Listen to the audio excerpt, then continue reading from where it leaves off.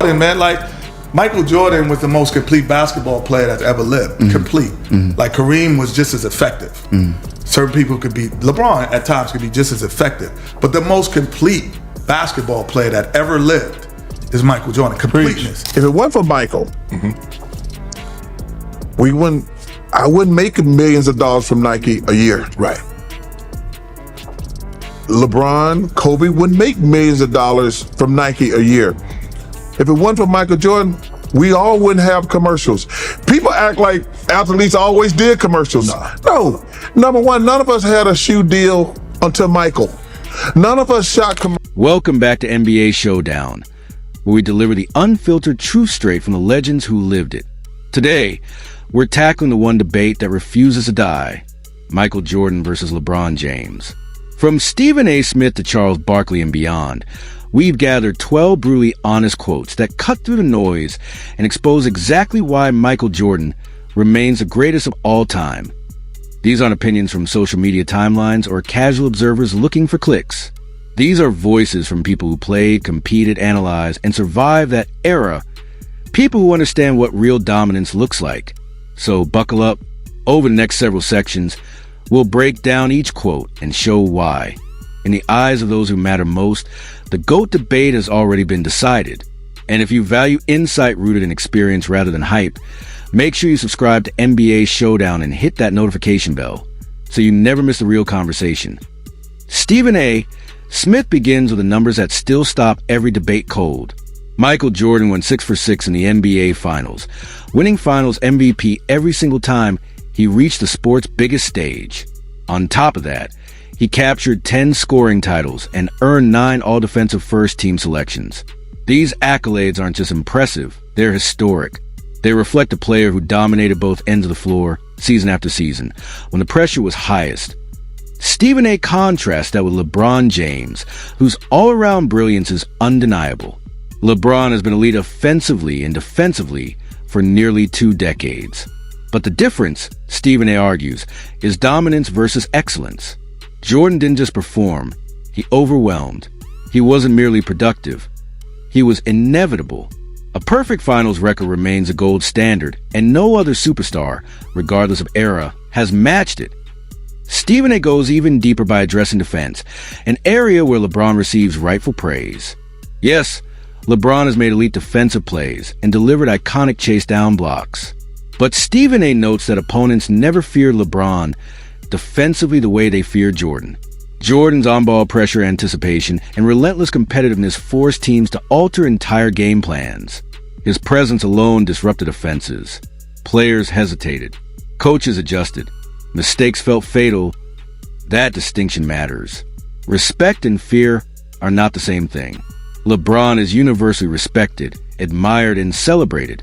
Michael Jordan, however, was feared, and fear changes behavior. When a player instills fear, opponents play tighter, think slower, and panic faster. Jordan's aura did as much damage as his skill set. His legacy wasn't built solely on wins or trophies, but on the psychological stranglehold he had over the league. He didn't just beat teams, he broke their confidence. Charles Barkley then shifted the focus beyond the court, highlighting Jordan's unmatched off-court impact. Barkley makes it clear that without Michael Jordan, the modern sports business landscape might not exist as we know it. Before Jordan, massive endorsement deals and signature shoe contracts were rare. After Jordan, they became the blueprint. His partnership with Nike didn't just sell sneakers. It changed global marketing, athlete branding, and the financial ceiling for every star that followed. Barkley openly acknowledges that LeBron James and today's superstars owe a debt to Jordan for opening those doors. Jordan didn't just elevate himself. He elevated the entire sport. He turned basketball into a global cultural force, influencing fashion, entertainment, and media in ways that still echo today.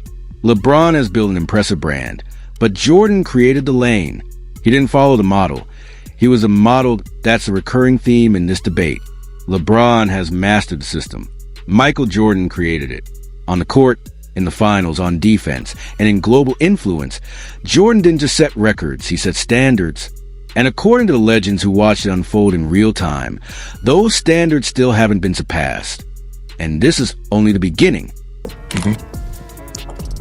I wouldn't make millions of dollars from Nike a year. Right. LeBron, Kobe wouldn't make millions of dollars from Nike a year. If it wasn't for Michael Jordan, we all wouldn't have commercials. People act like athletes always did commercials. No.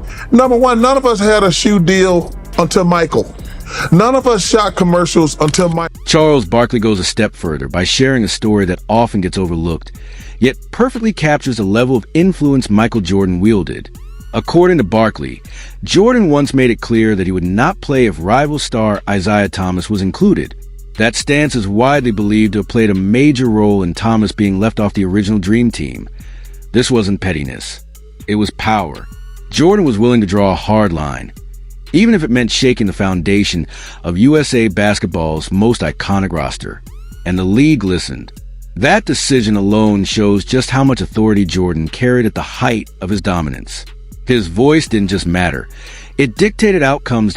Barkley's account highlights something deeper than championships or scoring titles. Jordan operated by personal standards that never bent for convenience or optics.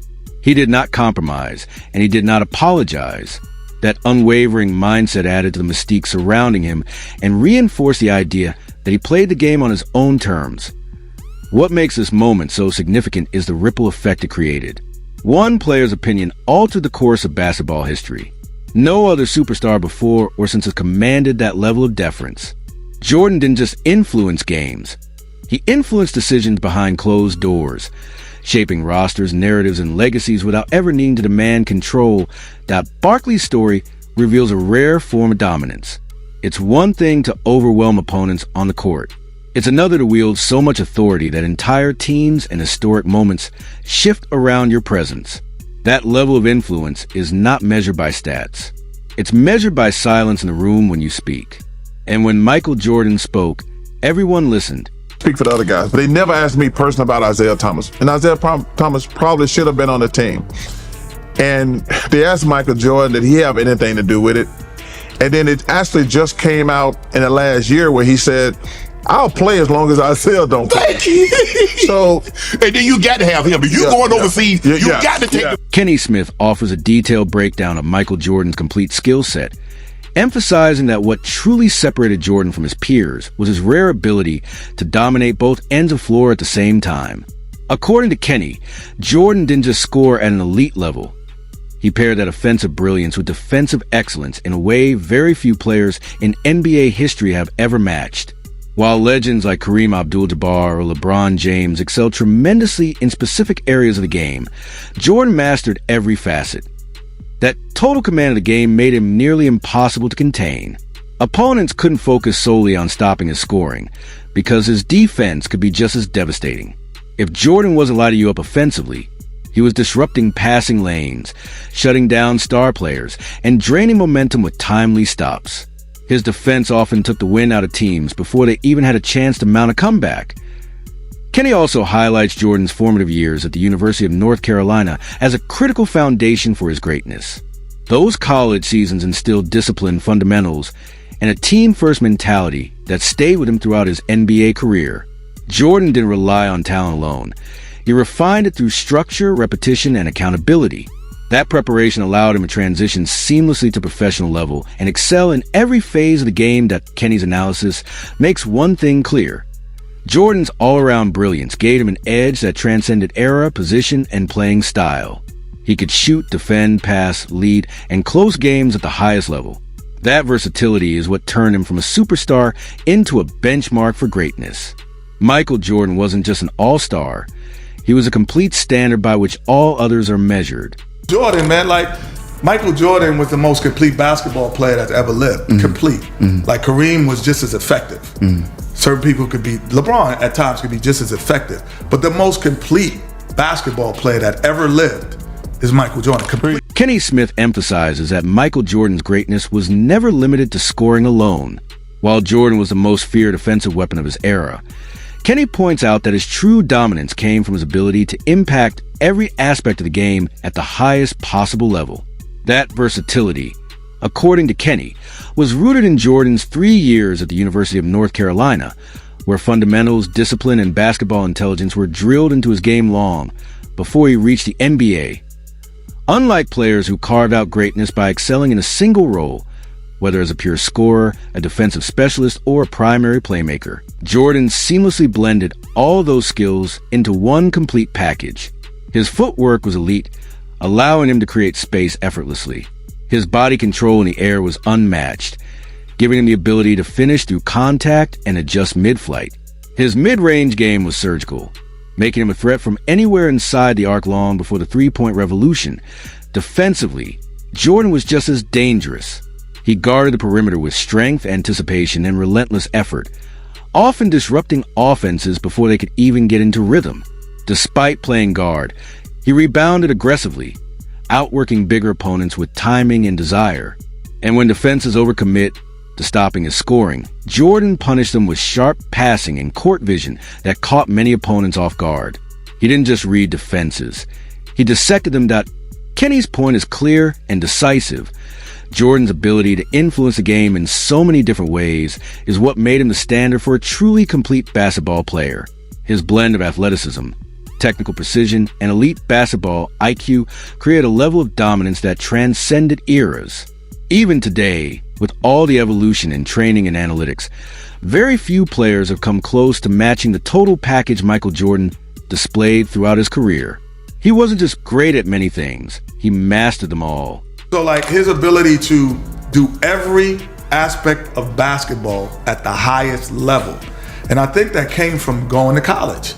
Because in college, the best... I'm glad you're talking. I said that when he got to the pros, he had no weakness. He had no weakness. Vernon Maxwell offers a rare first-hand perspective on Michael Jordan's dominance, and his description cuts deeper than any statistic ever could. Maxwell recalls that playing against Jordan felt like having a foot pressed firmly on your throat, constant pressure, no relief, and no room to breathe. It wasn't just competition. It was psychological warfare. Jordan approached every possession with singular focus and a relentless drive that overwhelmed even the most confident defenders. What Maxwell captures so powerfully is the suffocating nature of Jordan's presence. One small mistake, a lazy closeout, a late rotation, a moment of hesitation, and the game could swing instantly. Jordan punished errors with ruthless efficiency, combining elite athleticism with an unshakable killer instinct. He didn't just capitalize on weaknesses. He hunted them. That pressure forced opponents into rush shots, poor decisions, and breakdowns that felt inevitable rather than accidental. Maxwell's account also exposes the mental toll Jordan imposed. Long before the final buzzer, many opponents were already fighting doubt. The scoreboard might have been close, but psychologically, the battle was often over. Jordan had a way of making players feel beaten even while the game was still unfolding. That internal surrender was as damaging as any dunk or jumper. While many great players can score, rebound, or take over stretches of the game, Maxwell makes it clear that Jordan dominated both mind and body. Entire defensive schemes were designed solely to slow him down, not stop him, because stopping him was rarely an option. Double teams, traps, physical play, nothing reliably worked. Even when teams executed perfectly, Jordan still found a way to impose his will. Maxwell's testimony underscores a unique aura Jordan carried every time he stepped onto the court. It wasn't just fear of losing, it was fear of being exposed, overwhelmed, and broken down possession by possession. That visceral intimidation is something no stat sheet can capture, yet may be the clearest explanation of why Michael Jordan wasn't just great. He was inevitable.